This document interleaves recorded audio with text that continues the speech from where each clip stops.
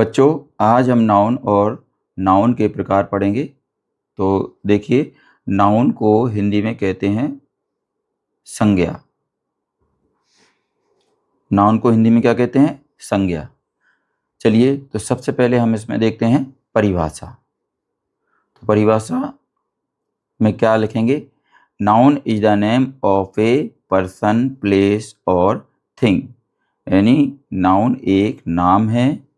काय का है? पर्सन, प्लेस, पर्सन यानी किसी व्यक्ति, प्लेस यानी स्थान, और थिंग यानी किसी वस्तु का। तो नाउन क्या होता है?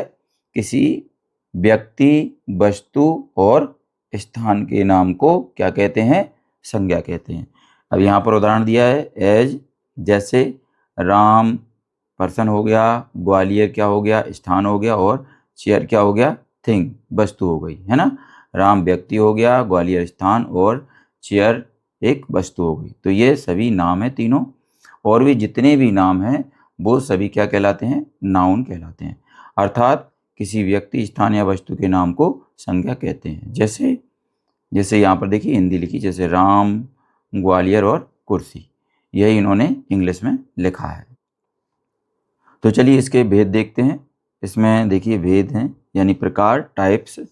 यानी नाउन कितने प्रकार की होती है? तो नाउन 5 प्रकार की होती है। कौन कौन सी होती है? पहली है कॉमन नाउन। तो कॉमन नाउन की परिभाषा देखते हैं हम। कॉमन नाउन क्या कहलाती है? किसे कहते हैं कॉमन नाउन?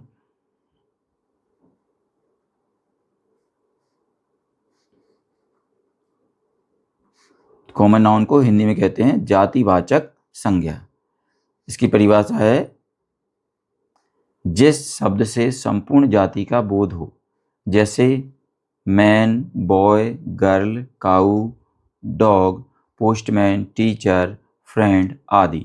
संपूर्ण जाति यानी जिस तरीके के यहाँ जैसे मैन लिखा हुआ है, तो मैन यानी जितने भी संसार में आदमी हैं उन सभी की जाति का बोध हो रहा है ना।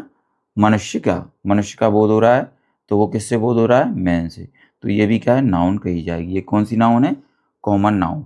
इसी तरीके से बॉय, संसार में जितने लड़के हैं वह क्या कहलाएंगे? बॉय। ठीक है, उन सभी से हम क्या कहेंगे? बॉय कहेंगे। तो ये क्या है? कॉमन नाउन का उदाहरण है। इसी तरीके से गर्ल, जितनी भी संसार में लड़कियां उनसे हम क्या कहेंगे? गर्ल ही कहेंगे।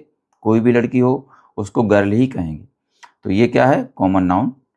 जैसे काऊ, जितनी भी गायें हम उनको काऊ ही कहेंगे, कोई अलग अलग नाम से उनको नहीं बुलाएंगे, है ना। इसी प्रकार से डॉग है, डॉग भी जितने संसार में कुत्ते हैं वो सब डॉग यानी कि कॉमन नाउन कहलाएंगे। पोस्टमैन, टीचर, है ना, जितने भी टीचर हैं वो सब कॉमन नाउन है, उसमें सभी आ जाएंगे। फ्रेंड भी कॉमन नाउन है। चलिए आगे चलते हैं। दूसरा है प्रॉपर नाउन, यानी कि हिंदी में किसको क्या कहते हैं? व्यक्तिवाचक संज्ञा। चलिए इसकी परिभाषा देखते हैं। परिभाषा में है जो शब्द किसी व्यक्ति का नाम, स्थान अथवा वस्तु के नाम का बोध कराता हो। जैसे इसमें क्या है परिभाषा? कि जो शब्द किसी व्यक्ति का नाम, स्थान अथवा वस्तु के नाम का बोध कराता हो, जैसे अरुण, मोहन, भोपाल, दिल्ली, गंगा, रामायण, गीता आदि।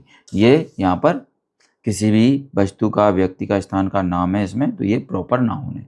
ठीक है, ये ऊपर भी पढ़ा था हमने, है ना, नाउन की परिभाषा में। चलिए अगला है तीसरा कलेक्टिव नाउन। कलेक्टिव नाउन को हिंदी में क्या कहते हैं? समूहवाचक संज्ञा। तो चलिए इसकी परिभाषा देखते हैं। जिस शब्द से किसी समूह का बोध हो, जैसे क्लास, पुलिस, आर्मी, बक, बंच ऑफ की, ये बंच है ना, ये गलत लिख गया, बंच ऑफ कीज यानी कि चाबी का गुच्छा। चलिए तो यहाँ पर क्या हुआ? समूह का बोध हो रहा है। क्लास में बहुत सारे विद्यार्थी हैं, समूह है। पुलिस, बहुत सारे पुलिस वाले होते हैं, तो उसमें सारे आ जाते हैं, ये भी समूह है। आर्मी एक समूह होता है। बंच ऑफ की, ये यानी कि चाबियों का समूह है। तो इसे ये क्या कहलाएगी? Collective noun. तो ये सभी क्या है? कलेक्टिव नाउन के अंतर्गत आएंगे। अगला है चौथा मटेरियल नाउन। तो मटेरियल नाउन को हिंदी में कहते हैं धातुवाचक संज्ञा। परिभाषा है विभिन्न धातुओं अथवा धातु से बनी वस्तुओं के नाम जैसे silver, gold, iron, steel, golden, ring steel, अलमीरा आदि। तो देखिए यहाँ पर जितनी भी धातु हैं या उससे बनी वस्तुएं हैं वो क्या कहलाती हैं? मटेरियल नाउन कहलाती हैं। जैसे सिल्वर चांदी, गोल्ड सोना, आयरन लोहा, है ना, स्टील गोल्डन रिंग यानी मतलब सोने की अंगूठी, है ना, स्टील अलमीरा स्टील की अलमारी है जो, है ना, तो वो क्या कहलाएगी? ये सब मटेरियल नाउन के अंतर्गत आएंगे। अगला है 5वां एब्स्ट्रैक्ट नाउन, भाववाचक संज्ञा। एब्स्ट्रैक्ट नाउन को हिंदी में क्या कहते हैं? भाववाचक संज्ञा। इसकी परिभाषा देखते हैं।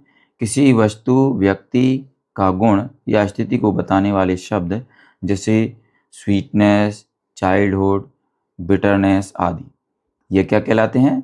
भाववाचक संज्ञा कहलाते हैं ना। किसी व्यक्ति का गुण या स्थिति को बता रहा हो जो शब्द, वह क्या कहलाएगा? भाववाचक संज्ञा। तो बच्चों ये 5 प्रकार की होती है संज्ञा। हमने आज संज्ञा की परिभाषा और 5 प्रकार और उनकी परिभाषाएं आपको बता दी हैं। आप इसी तरीके से अपनी फेयर कॉपी में इसको कंप्लीट कर सकते हैं। तो बच्चों अगर आपको हमारा ये वीडियो अच्छा लगता है तो इसको लाइक करें, अपने दोस्तों के साथ शेयर भी करें। इसी तरीके के और भी वीडियो पाने के लिए हमारे इस चैनल को सब्सक्राइब करना ना भूलें। धन्यवाद।